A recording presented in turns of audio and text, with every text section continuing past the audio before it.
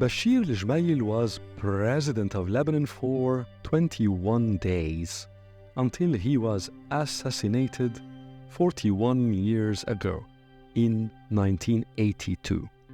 He was, however, Lebanon's most important president because for large groups of the Lebanese he was a dream, was the embodiment of the promise of the modern state of Lebanon that was established more or less a century ago in 1920.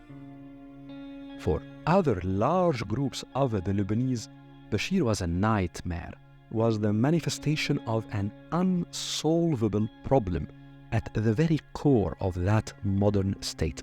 The division of the groups is largely sectarian.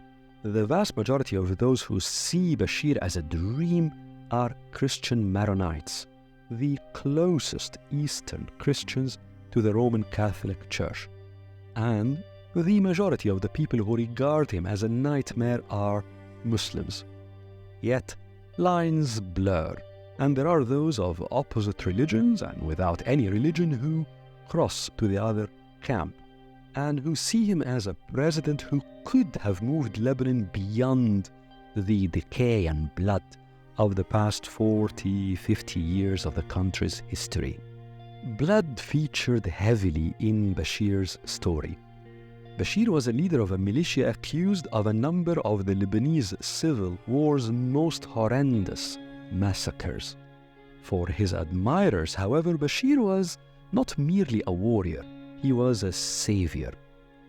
In the early 1970s, large groups of Palestinian fighters were expelled from Jordan following the 1970 Black September, Aylul al-Aswad, war between the Palestine Liberation Organization and the Jordanian armed forces, and after they were expelled from Jordan, they came to Lebanon. Those fighters joined tens of thousands of Palestinian refugees who had been in Lebanon since the 1948 war. For many in Lebanon, especially Christians, this influx threatened Lebanon's delicate demographic and social balance. The threat seemed particularly grave because the Palestinian leadership found an ally in Kemal Jumblat, the preeminent Druze leader of the time and one of Lebanon's most sophisticated minds in the 20th century. The meeting between the Palestinians and Kemal Jumblat, and behind him an array of socialist forces in Lebanon, was for most Christians a tsunami that could wipe out their special positioning in Lebanon. The Maronites felt compelled to act. The Maronites, the followers of Mar Maroon, one of the most intriguing monks in the entire history of Eastern Christianity, had for centuries been largely farmers in Mount Lebanon, most of them actually under the authority of Druze clans. The situation changed, however, in the 17th, 18th centuries when demographic trends and successive revolts altered power dynamics in Mount Lebanon in favor of the Maronites. The largest and greatest momentum for Maronite power, however, came from Ibrahim Pasha. Ibrahim, the son of Muhammad Ali Pasha, the founder of modern Egypt, took control of the entire Levant in the 1830s. And throughout that decade, he rendered a Maronite leader, Bashir al-Shihabi, as his viceroy in Mount Lebanon. Maronite power remained contested. Mount Lebanon witnessed acute violence in the second half of the 19th century.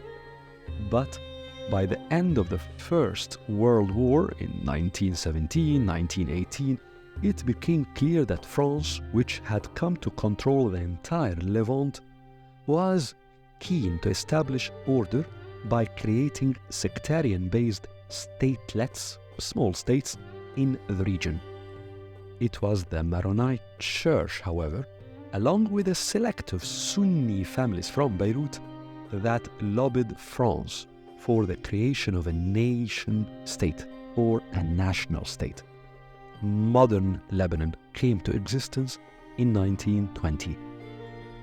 The state's key positions were distributed between the Maronites and Sunni and Shia Muslims, with a very special positioning ensured for the Druze. However, from its beginning, modern Lebanon was a Maronite project. This gave rise to Lebanon's golden age during the 1950s and 1960s, especially after liberal cosmopolitan Egypt was coming to an end after the fall of the Egyptian monarchy in 1952. This was the time in which Lebanon emerged as the center of free Arab media, the financial hub of the region, the birthplace of the most daring and cultural trends in the entire Arab Mashriq, and the destination in the region for fun of all sorts. For the vast majority of the Maronites, that Lebanon, an idea, a project that encompasses diversity, but that is anchored on the Maronite view of Lebanon being the core of Eastern Christianity, was under threat with the influx of tens of thousands of Palestinians. The threat was aggravated as Yasser Arafat, then the leader of the Palestine Liberation Organization, was establishing himself as de facto ruler of quite large parts of Lebanon, and because Gemayel Jumblat was determined to utterly transform Lebanese politics through ending the supremacy of the Maronites and of the Christian right, as it was then called. This was the moment at which Bachir Gemayel rose. He organized his bases, attracted thousands of young Christian Lebanese around him, sourced funds and arms from near and far, and fought tenaciously and brutally. The spilled blood included that of many other Christian Maronites, particularly from rival political dynasties. He was in slight distortion of Nietzsche's original meaning, a perfect example of an extreme will to power. But for many, his most memorable decision was to ally himself with Israel. Perhaps Bachir and the Christian Maronite leaders of the time who supported him had no other option. They felt they were facing an existential threat. And indeed, at a moment in 1976-1977, Gemayel Jumblat, supported by Palestinian forces, was on the verge of dealing the Maronites and the Christian right a devastating defeat.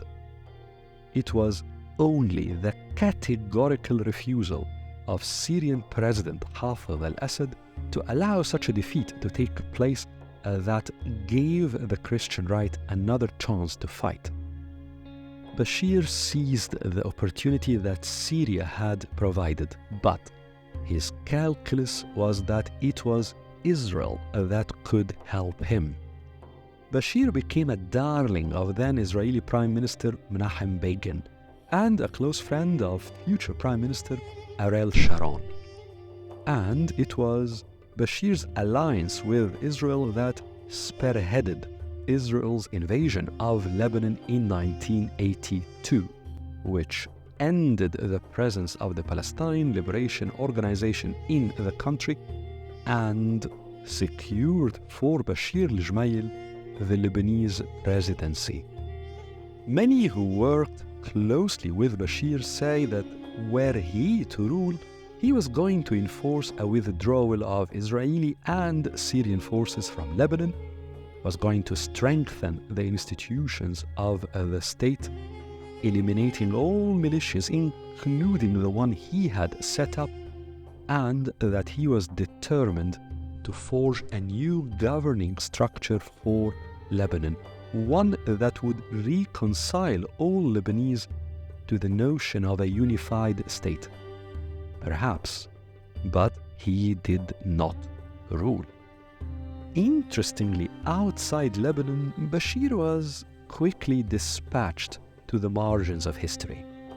Even in Israel, although Ariel Sharon continued to consider him a dear friend, Lebanon-focused analysts at the Mossad, Israel's external intelligence agency, held derogatory views of him, not very good views of him, especially of his character.